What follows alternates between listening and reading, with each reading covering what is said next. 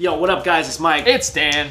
There are other languages in the world where if there are words in other languages in the world that are not translatable in English. That's right. Actually, I think English is one of the very hard to, it's not a very expressive language. In fact, like being Chinese, like we know there's a lot of words and phrases in Chinese, even words, right? One character means, like, for example, yi, like righteousness. There's no way that you can define that one word in Chinese, in English with one word. Right. There's a lot of examples like that. So this is a list we found that had a lot of these examples in them. And then not just from Asia. I love this. There's I guess it's a design firm or whatever. They created an infographic of 50 of the world's most untranslatable words that we're talking about. I love stuff like this, man, because one, I love design. And this is like, I love this because a lot of these phrases you can relate to, but yeah, like in English, you would have to use a really long expression. You have to describe it. You have to describe it. Like say what it is. Yeah. So let's pick out some of our favorites. You pick out one. Okay, so my first one is from Japan. It's That's mine. Oh, that one's yours? You steal it. All right, you know what? I got. Go ahead. I have another one. You can have it. No, tell them what it is. Tell them what the Japanese one is. I'll do this one. No, tell them what the Japanese one is. It's sundoku. And it means leaving a book unread after buying it. And I am literally so guilty of this. I have a rack full of books on my shelf. You have books? I have tons of books. Why do you have books? Why not? What? You don't have books? No, I don't have books. Wait. I have e-books. Oh yeah, I don't like e-books. You have regular books. I They're have, heavy though. No. Okay, here's the thing. I love physical books. I love opening them. I love smelling them. Like there's nothing like opening a new book and just smelling the crack of the book. You know what I'm talking about, right? Nope. I got another one from Japan called Wabi Sabi. Yeah, that's a good one. Wabi Sabi. Wabi Sabi. And it means finding beauty in imperfections. Yes. So you see, it's beautiful. It's great. That's like the whole karaoke thing. You know, Okay. silent symphony kind of thing. Yeah. I like that. Yeah, and they have a picture here of a matcha bowl. And if you guys didn't know, matcha bowls have one area they actually purposely leave it imperfect. And it's one of the best examples of wabi sabi. It's like a leaf. You find a leaf that's like it's not like perfectly symmetrical, but there's something about it. As Ted Mosby would say, it's hauntingly beautiful. Yeah, yo, let me tell you what my favorite wabi sabi is. You know, Yi has this. She might get mad at me for saying this. Oh, right? she's gonna kill you. Yi has. You want to say this? Yeah. I don't. Right. She's not gonna watch this. I'm gonna send it to her. I'm sending it to her. I tell her it's beautiful all the time. So she doesn't want you to tell everybody. Go ahead. If you want to die, tell everybody. There's a girl I know, right? And she's got this one tooth that's completely, it's like crooked, man. Yeah. Like a lot of people have this. It's one teeth that just goes the other way, and she's like, I need to get it fixed. And I'm like, that is beautiful. And that's wabi sabi. No, look. I appreciate the fact that you love her and all her imperfections. Yeah. I just want to tell you, you're gonna die. Like if you had a tooth like that, would you get it changed? Yeah. Why? Because I want teeth because you know what happens when you don't change like a tooth thing? Yeah. You grow older, it's gonna get more messed up. And eventually it could disalign your jaw. I feel like that's a myth. That's why I got like Invisalign now, because like they tell me my teeth are like hitting each other. I can't like go through life and not run the risk of not being able to eat later in life. I'm gonna go to one of my favorites. Okay. This is from I don't even know. Tagalog. Is that a country?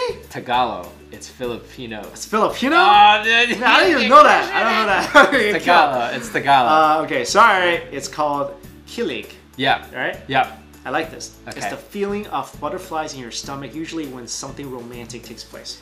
Yo, I'll tell you what that one is. It's just called butterflies, man. There's a word to describe that in English. No, there's two words. If you just say butterflies. Yeah, butterflies. But if you don't use it in the right context, people won't know what you're talking about. You're saying you have to say butterflies in your stomach. Yeah. You have to, no, I just or say you butterflies. say, I've got butterflies, but Yeah, I got butterflies. But you can't just say like, there's a word. It's like, hey, kill it. I hear you. And there's other words on this list that actually applies to the similar things. This romantic feeling you get, like the first one, for a list kit. Butterflies could also mean you're nervous about anything. Oh, that's a good point. So this is specifically specifically about romance. Okay, right, because butterflies means like I used to do just nervous. Just nervousness, right? This is applying to that time when kilig. Hey, bro, you gonna have some kilig? I will. I don't know if we just completely butchered how to use that.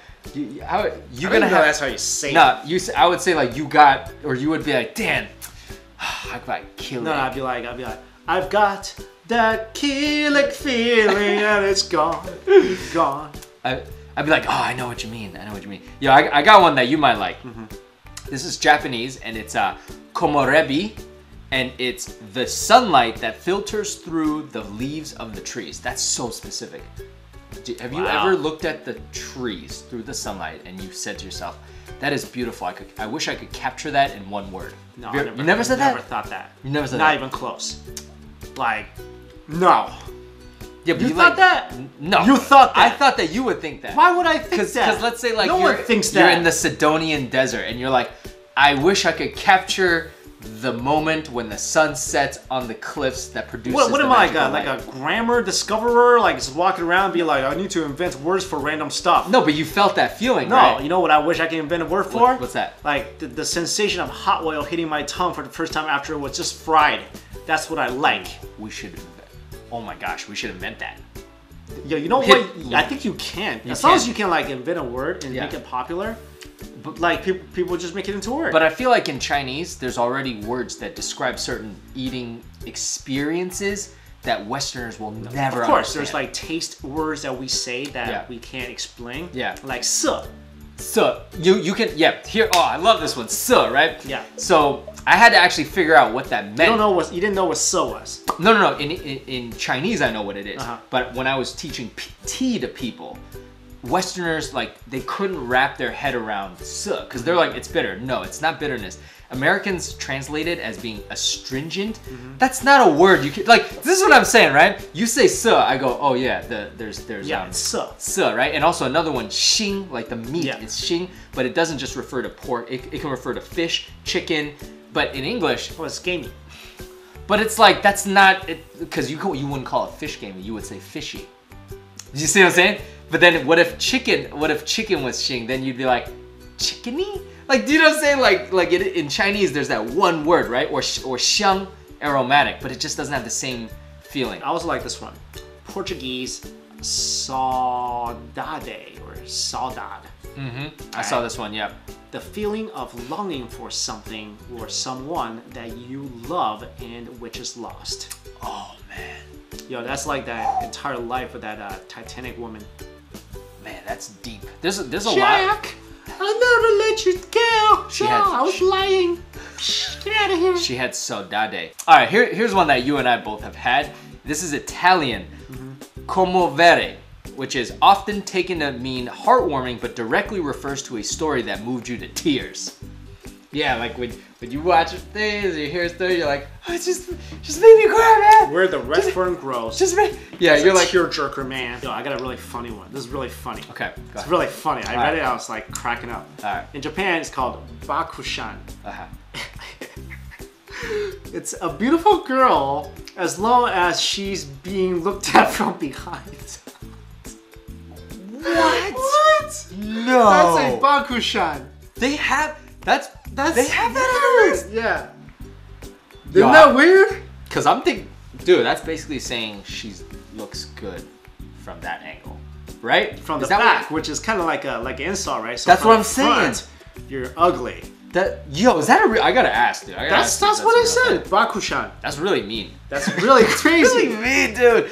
So you'd be like, oh, did you see Sally? But no, she's a bakku-shan. Like, oh, dude, that's kind of like the here we have the butterface. That's the butterface. Kind of like the same concept. Okay, here's one from Brazil and Portugal, cafune, which is tenderly running one's fingers through someone's hair. I thought that was just running your fingers through someone's hair. Well, that's too many words. Oh, you're right.